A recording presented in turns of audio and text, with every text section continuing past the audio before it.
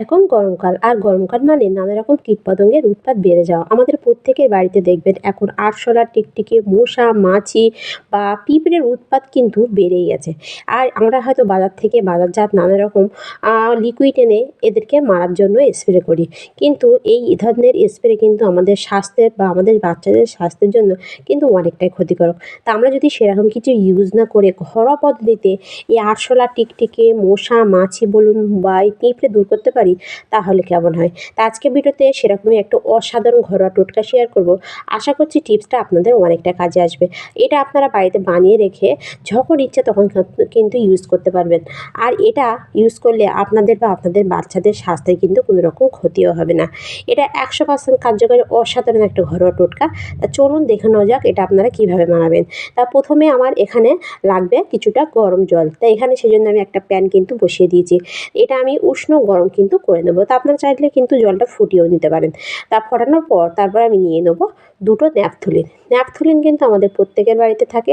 আর এই ন্যাপথলিন কিন্তু পোকামাকড় মারার ক্ষেত্রে অনেকটাই কার্যকরী, সেটা কিন্তু আমরা প্রত্যেকে জানি। সেজন্য এখানে আপনারা অবশ্যই ন্যাপথলিন কিন্তু নিয়ে নেবেন। ন্যাপথলিনটা নেওয়ার পর এই ন্যাপথলিন কিন্তু আপনারা ভালোভাবে একদম পাউডারের মতো করে গুঁড়ো করে নেবেন।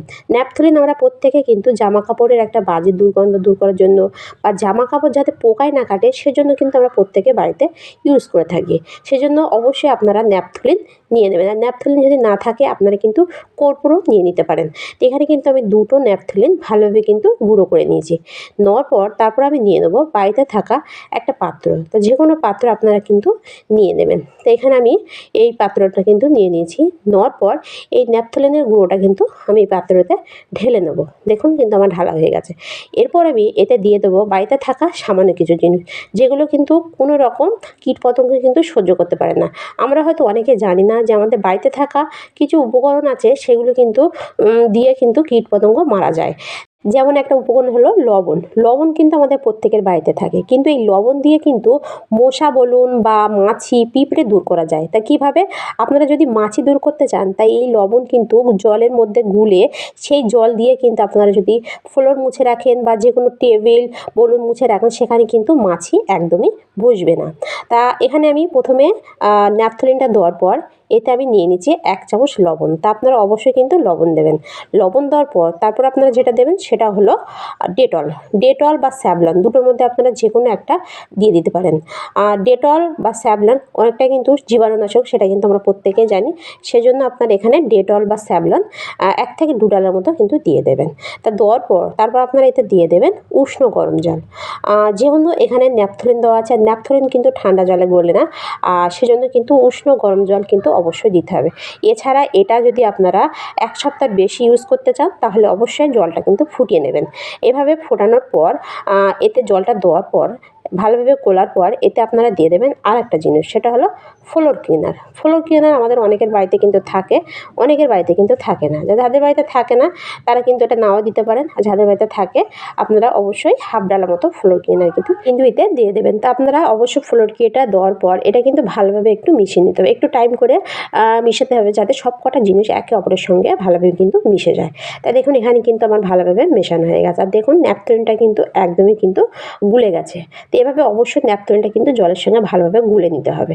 আপনারা কিন্তু গরম জল দিলেই কিন্তু ন্যাপথলিনটা গুলে যাবে। তা আপনারা অবশ্যই এখানে ন্যাপথলিন গুলিয়ে নেবেন। তো ন্যাপথলিনটা গলার পর তারপর আপনারা নিয়ে নেবেন একটা স্প্রে বোতল। তা আমাদের অনেকের বাড়িতে স্প্রে বোতল থাকে, অনেকের বাড়িতে হয়তো থাকে না। যাদের বাড়িতে নেই তারা কী করবেন, এরকম ধরনের যে ছোটো ছোটো স্প্রাইটের বোতল বা কোল্ড ড্রিংকের বোতলগুলো থাকে সেগুলো কিন্তু নিয়ে নিতে পারেন। তো এভাবে বোতলে ভরে আপনারা কী করবেন, এর ছিপিটা এরকম একটু কাঁটা চামচ গরম করে একটু ছিদ্র করে নেবেন। ছিদ্র করলে দেখবেন একদম কিন্তু স্প্রে বোতল মতো কিন্তু হয়ে যাবে। তো এটা কিন্তু আমি আগে থেকে ছিদ্র করে রেখেছি। তো এভাবে ছিদ্র করার পর এটা আপনারা কোথায় কোথায় কীভাবে ইউজ করবেন, এটা আপনারা যেখানে যেখানে আরশোলা বলুন, টিকটিকি বা পিঁপড়ের উৎপাত বেশি সেই সব জায়গায় আপনারা স্প্রে করবেন। এইভাবে স্প্রে করার সঙ্গে সঙ্গে যেখানে আরশোলার উৎপাত বেশি সেসব জায়গায় আপনারা যদি স্প্রে করেন এর গন্ধে কিন্তু আরশোলা সেখান থেকে বেরিয়ে আসবে।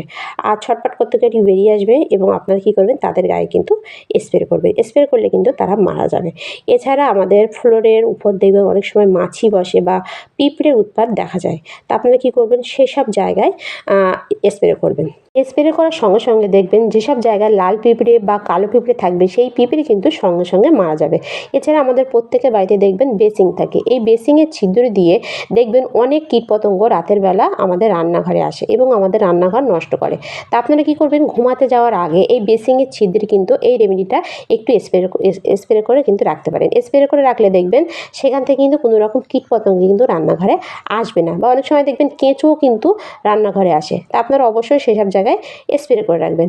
এছাড়া ফ্লোরের উপর দেখবেন মাছি বসে, বা জানালা দিয়ে অনেক সময় দেখবেন মশা আসে। এই জানালার আশপাশেও আপনারা একটা স্প্রে করে বা একটু তুলোয় করে কিন্তু এই রেমেডিটা লাগিয়ে কিন্তু সেখানে রেখে দিতে পারেন। রাখলে দেখবেন এর আশেপাশে কিন্তু কোনো রকম মশা মাছি আসবে না। এছাড়া আমাদের প্রত্যেকের বাড়িতে কিন্তু ঘরের মধ্যে দেখবে সন্ধ্যা হলে মশার উপদ্রব অনেকটাই বেড়ে যায়।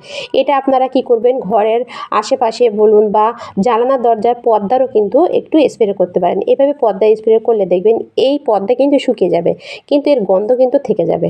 এই গন্ধ থাকার কারণে কিন্তু মশা এই দরজা জানলা দিয়ে কিন্তু প্রবেশ করতে পারবে না ঘরের মধ্যে। তো এভাবে আপনারা কোনো রকম ওষুধ কেমিক্যাল ছাড়াই কিন্তু ঘরোয়া পদ্ধতিতে কীটপতঙ্গ বাড়ি থেকে দূর করতে পারেন। ভিডিওটা এই পর্যন্ত ভালো লাগলে লাইক কমেন্ট শেয়ার করতে ভুলবেন না, আর সাবস্ক্রাইব করে অবশ্যই আমার পাশে থাকবেন। দেখা হবে নেক্সট ভিডিওয়। বাই।